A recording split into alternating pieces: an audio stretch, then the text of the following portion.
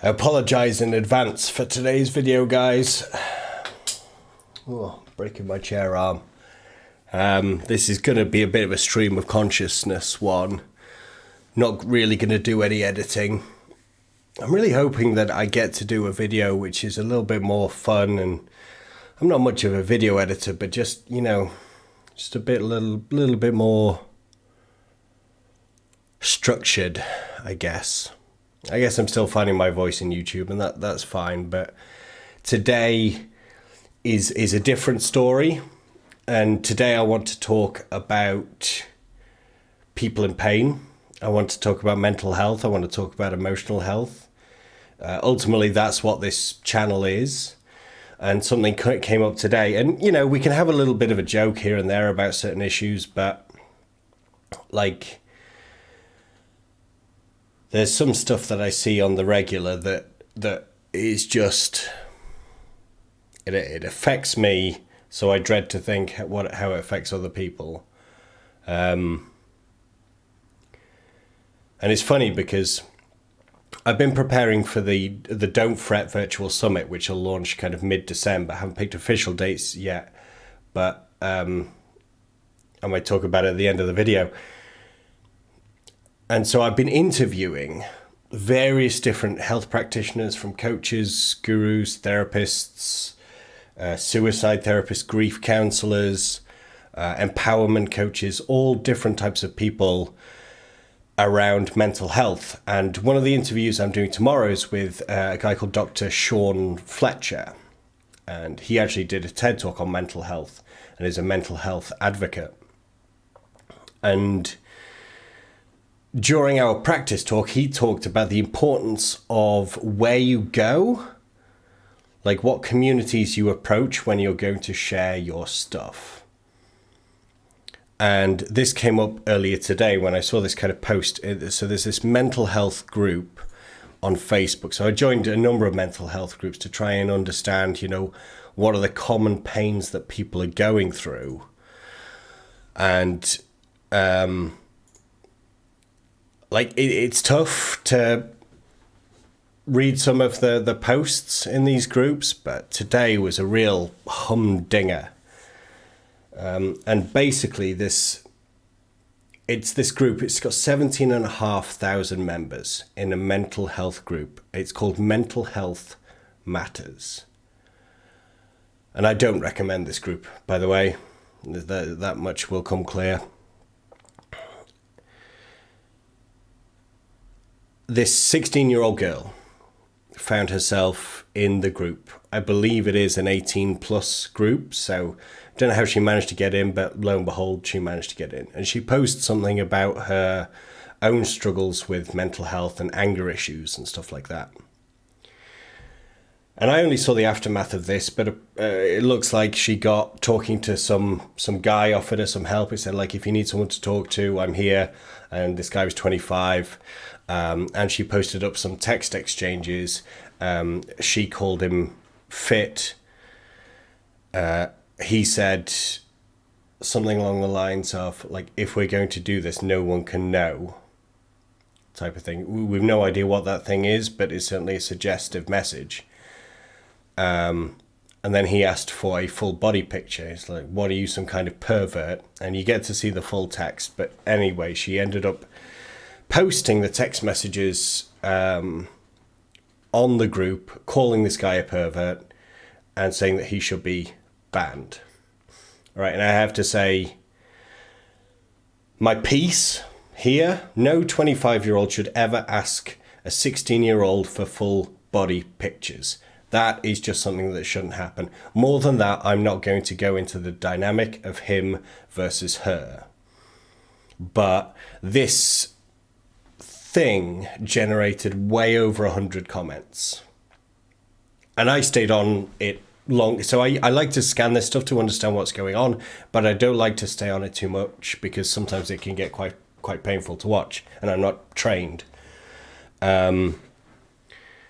But there was over 100 comments, and I stayed on it longer than I should, and far, far, far too many of these comments were offensive. Comments like, attention-seeking whore to a 16-year-old girl. She's in the group with mental issues, for mental health issues, and all of these people coming out of the woodwork from their various internet chairs with really, really offensive stuff. And here's the thing: the one thing that kind of Dr. Sean Stevens, I forgot his name now. My head's a bit gone, guys. One thing that he said is, sorry, before I go into that, one thing that I should say is I, up to this point, have always advocated this idea of sharing your stories. I started sharing some of my issues in a group of strangers, and it was one of the most powerful things that I have ever done, because it was this group of strangers, it was a mastermind group, and I shared, and everybody just went, yeah, I get it, Martin. There was no judgment, right? In this environment, there was a significant amount of judgment. And the one thing that kind of Dr. Sean Stevens said was, he talked about the effect of communities with mental health. And he's got a TED talk where he talks a little bit about this, but often when we have mental health issues, we go to certain communities to talk, right? This idea of opening up is certainly prevalent, and I support that, but got to think about the communities that you go into. And he talks about this idea of a vase, right? If somebody's struggling with mental health issues and they come to you and they give you a smashed vase, and you're at the other side of this community, and like you're putting this vase back together. And as you're putting the vase back together, you realize pieces are missing. But you can't fix those pieces, so you don't have those pieces, so you give the vase back broken. You say, here you go, I did my best. This person then thinks that they're walking around with a fully fixed vase, not realizing that there are bits missing. And this happens because the person telling the story doesn't know the full extent of their story. They know some of the manifestations. They're potentially only sharing it for the first or second time. So they don't know the ins and outs. They don't know the reason that they're doing such a behavior might be down to something that happened 20 years ago. They can't make that connection. So the information that you're getting as a community member is incomplete.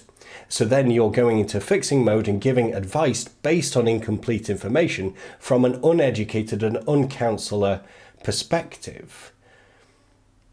Because so many of us haven't qualified as a therapist in this area. We just try to give advice as if from that idea, and we're always trying to help, right? We're always trying to, I just want to help people. I just want to help you.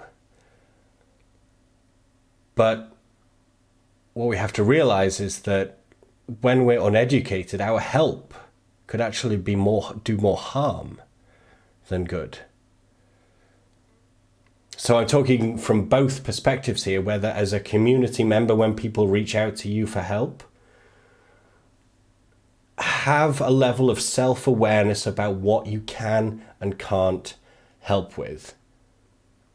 Maybe you can share some of your story, but don't give advice. Instead, well, I've had some experience with this, and what I do with this, it may not help you. I just, it might be worth a try. Or, even better, I can't help you with that. I'm not a coach or a counselor. I'm not qualified. But when I was having that experience, I reached out to this line or this telephone number or this resource. If you could point them in the direction to somebody who is qualified, that is much more helpful than giving advice, no matter what your intentions of help is. So you have to understand what your role is. Now, you can 100% be a counselor from a perspective of listening, but the moment that you give advice is when that dynamic changes. So you can be therapeutic for them by listening and being compassionate and empathetic. But remember the potential pitfalls of giving advice. And from the flip side of the coin, if you are looking to open up and share your story and share your journey, you've had enough of your mental health issues, be careful where you go to seek that help. Friends and family are one, and you think that might be a natural one. One of the challenges there is your friends, your family, they love you so much, they just want to see you out of pain, and they will do anything to fix you as quickly as possible.